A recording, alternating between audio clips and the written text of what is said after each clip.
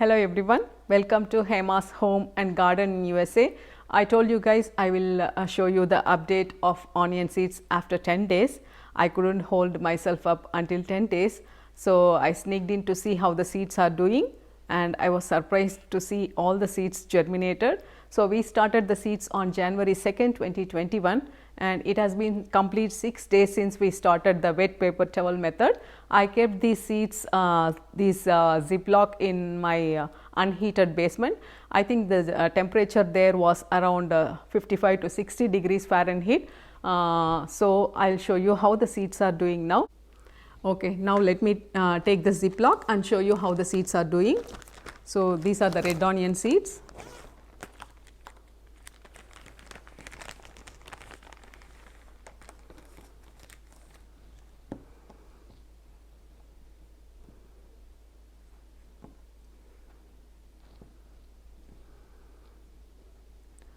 Do you see the seeds? Almost 90% of the seeds have germinated. So let me close this and put it in the Ziploc again. I don't want to dry this paper towel.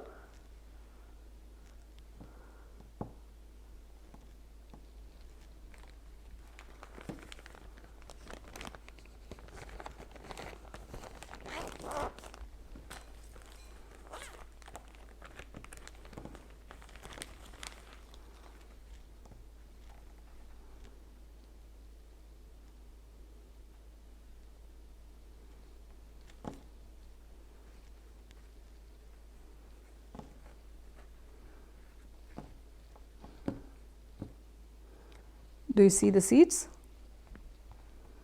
So this also has very good germination rate.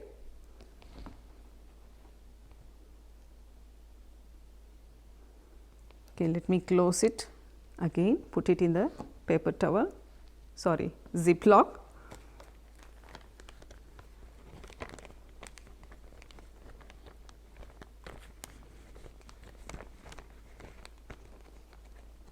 So when you are folding the paper towel, make sure you are not pressing the seeds. You don't want the tiny sprouts to break in the process. So now that both the seeds have germinated, so the question is what next? So what I am planning to do is let the seeds grow in the same Ziploc for the next 2 weeks. So in these 2 weeks, after 1 week, I am planning to check, open and see how the seeds are doing. If I think the seeds are growing rather quickly, what I will do is split the seeds from one paper towel into 3 paper towels. So equally divide the seeds into 3 equal pots and put it in 3 Ziplocs, so that the seeds will have enough space to grow. And there is one more thing I am considering in doing this, because when the seed starts growing more, the roots starts forming, and I don't want the roots to get tangled with each other. Then it will be a pain to separate them and plant them. In the process, you may even break the roots. So that way the seeds will have enough space to grow. So another thing I want to make sure is we are not going to put these onion plants into the garden bed until the first week of March. So I want to keep these onion seedlings to grow indoors until then. So that is another reason. So after 2 weeks, I will let you know what I am going to do with the grown, I mean at least decently grown onion seedlings. So I will update at that time. One more thing I want to ask you all is, I see that many of you have not subscribed to my channel yet. So please consider subscribing to my channel. Even if it is not useful to you, I am sure it will be amusing to you. So please consider subscribing to my channel.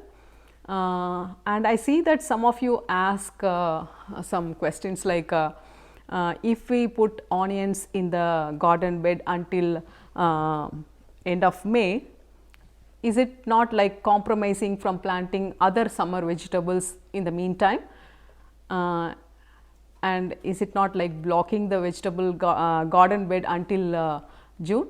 Yes, you are blocking the garden bed until June, but you are not compromising from planting other vegetables. I will explain how. Suppose you are planning to plant a list of vegetables like tomatoes, peppers, okra, melons and gourds like that. So, I will suggest you to plant tomatoes, gourds, melons and all in the space that is available in April, and refrain from planting eggplants, peppers and squash until the onions are ready for harvest. So, what you can do is, when the April comes, start the seeds for eggplants and peppers and the squash plants during April, and rest of all you can start planting in the garden bed during the April itself. So, let these eggplants, peppers and squash keep growing in small pots. So, you can in the meantime the onions will be growing, and when the end of May comes, the onions will be ready for harvest and you will have a decent sized plants, I mean the eggplants, peppers and squash. By then they will be ready to bud and bloom at the time, because usually peppers and eggplants take long time to start flowering. So, almost 100 days it takes to start flowering. So, when the time is ready for onion harvest, these plants will be ready with buds and flowers.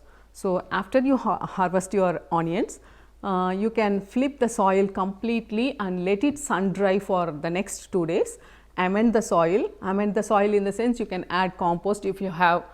If you do not have compost, you can add a bag of cow manure, bone meal, Epsom salt like that. So, amend the soil.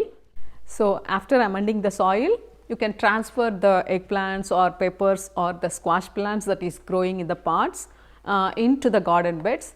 It will pick up very well and start growing very well, and you can have a very good harvest from these plants as well. You can ask me why don't I grow the eggplants and peppers and the squash in the pot itself. That is a very good question, but remember one thing, there is a huge difference in the produce when there is a huge difference in the plant producing when the plant is in the pots whereas the plant is in the ground. So, the plants that are in the garden beds produce at least 5 times more than the plant in the pot. So, remember this. So, there is nothing wrong in transferring the plants from the pot to the garden bed when the onions are done. So, that way you get huge harvests of whatever you waited until then. So, that way you are not compromising from growing just one set of vegetables, you are growing both. So, you are getting the best of both of them. When you are growing the eggplants or peppers or squash plants in the pots, make sure you are growing them in at least 3-gallon pot. Yes, you have to find some 3-gallon pots and keep the pepper plants growing in those until you are going to put it in the ground. That way you are not restricting the growth of the plants, and the plants will be very nice and healthy with very good root system. So, this is how I usually grow my vegetables. That way I get to grow like onions, tomatoes, eggplants, okra, peppers, garlic, some cucumbers every year. So, apart from eggplants and peppers and squash plants, you can also try growing a second batch of tomato plants and keep them ready and put it into the garden bed once the onions are done, because we usually use a lot of tomatoes in our food. So, it depends on your preferences. So, one thing I want to clarify is why I am choosing only peppers, eggplants or squash plants or tomatoes, leaving the gourds and melons and okra besides, is because this is very easy to maintain for the rest of 3 months while the onions are still growing.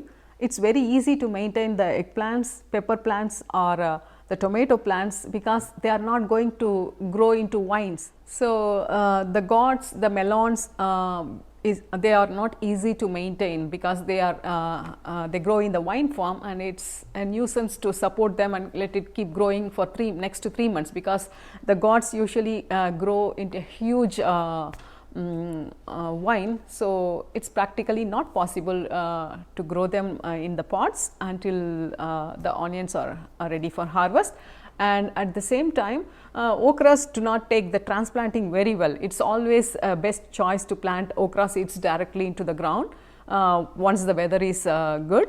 So that is the main reason why I am choosing only these vegetables for transplanting. So that's all. I don't have any more to explain. I hope you guys understand what I actually mean to say.